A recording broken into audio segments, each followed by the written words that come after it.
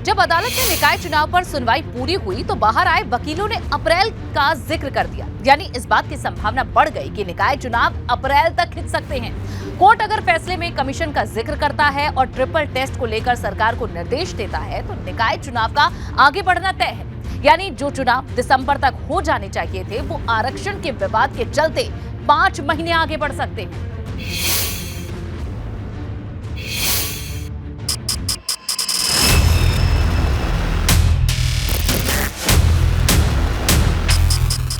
अब बड़ा सवाल ये नहीं कि 27 तारीख को कोर्ट से निकाय चुनाव पर क्या फैसला आएगा। बड़ा सवाल तो ये है कि क्या निकाय चुनाव अप्रैल तक के लिए टलते हुए नजर आ रहे हैं। संभवतः चुनाव अप्रैल में हो सकता है, फरवरी जनवरी में कोई गुंजाइश नहीं दिख रही है। ओबीसी आरक्षण को लेकर 5 बार हाईकोर्ट की लखनऊ बेंच में सुनवाई हुई और हर बार सरकारी वकील कमीशन के गठन और ट्रिपल टेस्ट के मुद्दे पर ऑर्गेनिक फार्मिंग करेंगे तो सिर्फ आपकी ही सेहत ही नहीं बल्कि आपके पैसों की सेहत भी अच्छी रहेगी। ऑर्गेनिक फार्मिंग सीखनी है तो फ्रीडम ऐप को अभी डाउनलोड करो। फंसते हुए दिखाई दिए। यही वजह है कि याचिकाकर्ता अपने पक्ष को मजबूत मान रहे और अगर याचिकाकर्ता की जीत हुई तो निकाय चुनाव का अप्रैल तक टलना तय माना जा रहा, क्योंकि कमीशन का गठन अगर होता है तो इस प्रक्रिया में बहुत समय लगेगा। बहस करके आए हैं वकील, पूरी इनकी जो टीम है वकीलों की वो बहस करके आई है और इन्होंने भी साफ कर दिया है कि जनवरी फरवरी में चुनाव की कोई गुंजाइश नहीं है। हालांकि फैसला जो ऑर्डर रिजर्व किया गया है वो 27 तारीख को यानी मंगलवार को आएगा, लेकिन इनका जो मानना है, जो बहस हुई है आज, जो अंदर तर्क वितर्क दिए गए हैं उसके आधार पर इनका कहना है कि अब जनवरी फरवरी में तो चुनाव की कोई उम्मीद दिख नहीं रही है। कमीशन के गठन की बात भी ये कह रहे हैं कि कमीशन का गठन होगा और कमीशन का गठन जब हो जाएगा यानी राज्य सरकार को एक कमीशन बैठाना है, उस कमीशन में कौन कौन लोग होंगे इसकी राज्य सरकार ने इस आज की बहस के बाद एक अंदाजा लग गया होगा कि आगे क्या करना है और राज्य सरकार ने इसकी तैयारी भी शुरू कर दी होगी कि कौन लोग होंगे, कोई रिटायर्ड जज होंगे या रिटायर्ड IAS IPS होंगे। इस मामले में ऐसी चूंकि जो माननीय उच्चतम न्यायालय ने सुरेश महाजन की जजमेंट डेडिकेटेड कमीशन बना करके और लोकल बॉडी वाइज स्टडी करने के लिए एक डायरेक्शन जो दिया है, तो हो सकता है उस डाटा कलेक्शन में कुछ समय लगे।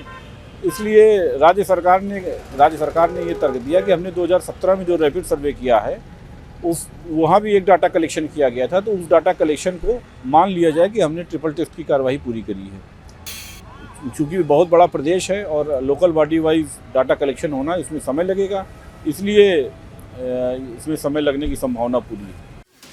यानी कोई खुलकर अप्रैल का जिक्र कर रहा तो कोई दबी जुबान में अप्रैल की तरफ इशारा कर रहा। उधर दूसरी तरफ सरकार है जो बार बार 2017 के रैपिड सर्वे का हवाला दे रही, लेकिन विरोध करने वाले पूछते हैं कमीशन कहां लापता हो गया। देखिए, सोशल जो आर्थिक आरक्षण है वो अलग है, शैक्षणिक आरक्षण अलग है और जो पॉलिटिक्स में आरक्षण है उसको अलग है। इन तीनों आरक्षणों को जज साहब ने यही बोला कि तीनों आरक्षण अलग अलग हैं और इनके आर्टिकल भी अलग अलग हैं सारे। अगर सभी को एजुकेशनल आरक्षण ओबीसी में जो कास्ट पहले से डिसाइड है उनको दिया जा सकता है, लेकिन सभी कास्टों को रिजर्वेशन नहीं दिया जा सकता है पॉलिटिक्स में।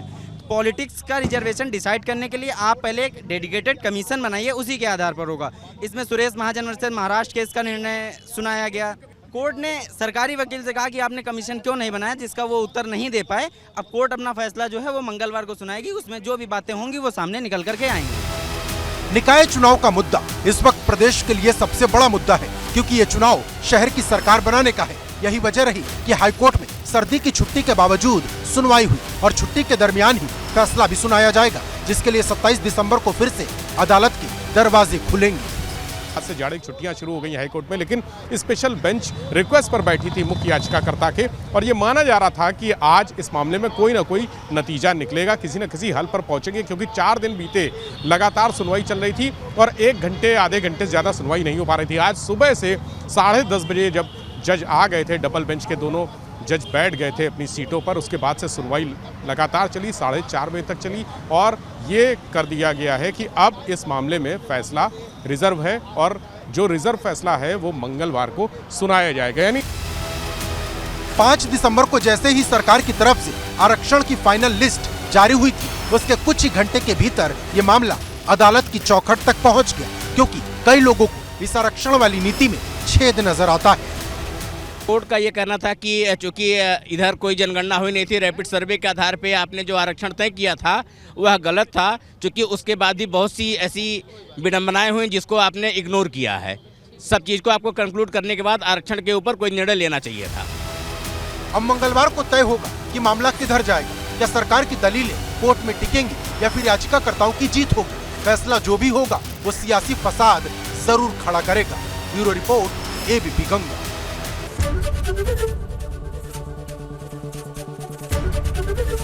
एबीपी गंगा, खबर आपकी, जुबान आपकी। ऑर्गेनिक फार्मिंग करेंगे तो सिर्फ आपकी ही सेहत ही नहीं बल्कि आपके पैसों की सेहत भी अच्छी रहेगी। ऑर्गेनिक फार्मिंग सीखनी है तो फ्रीडम ऐप को अभी डाउनलोड करो।